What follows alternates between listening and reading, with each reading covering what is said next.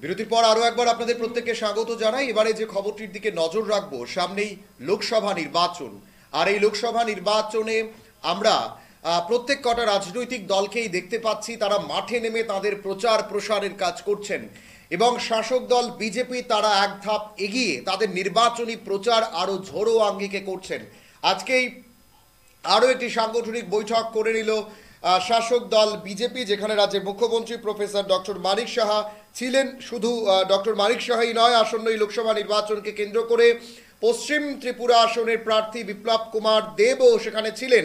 শহীদ ভগৎ সিং যুব আবাসে বিভিন্ন স্তরের কার্যকর্তা এবং পদাধিকারীদের নিয়ে বিজেপি দলের নির্বাচনী সাংগঠনিক বৈঠক আজকে ভগৎ সিং যুব আবাসে সংগঠিত হয়, যেখানে রাজ্যের মুখ্যমন্ত্রী প্রফেসর ডক্টর মানিক সাহা এবং পশ্চিম ত্রিপুরা আসনের প্রার্থী বিপ্লব কুমার দেব, বিধায়ক রতন চক্রবর্তী, প্রাক্তন বিধায়ক দিলীপ দাস, রতন ঘোষ থেকে শুরু করে রতনলাল নাথ এবং প্রণজিৎ সিংহ রায়, সুশান্ত চৌধুরী, মেয়র দীপক মজুমদার, তারা প্রত্যেকেই কিন্তু এই সাংগঠনিক বৈঠকে উপস্থিত ছিলেন। শহীদ ভগৎ সিং যুব আবাসে আজকে এই বৈঠক অনুষ্ঠিত হয়। এই বৈঠকে দলের সাংগঠনিক একাধিক বিষয় এবং পশ্চিম ত্রিপুরা আসনে কি করে সংগঠনকে আরও মজবুত করে এই নির্বাচনের ময়দানে তারা আরও কাজ করতে পারেন, কোন কোন বিষয়গুলোকে নজরে রেখে কাজ করা যায়, সেই বিষয়গুলো নিয়ে কিন্তু আজকে আলোচনা করা হয় এই বৈঠকে রাজ্যের মুখ্যমন্ত্রী প্রফেসর ডক্টর মানিক সাহা, পশ্চিম ত্রিপুরা আসনের প্রার্থী বিপ্লব কুমার দেব, মন্ত্রী রতনলাল নাথ, মন্ত্রী প্রণজিৎ সিংহ রায়, সুশান্ত চৌধুরী, মেয়র দীপক মজুমদার এবং আমরা যদি দেখি প্রাক্তন বিধায়ক দিলীপ দাস, বিধায়ক রতন চক্রবর্তী, রতন ঘোষ সহ একাধিক বিজেপি নেতা এবং বিভিন্ন পদাধিকারিকরা আজকের এই বৈঠকে শহীদ ভগৎ সিং যুব আবাসে কিন্তু উপস্থিত ছিলেন।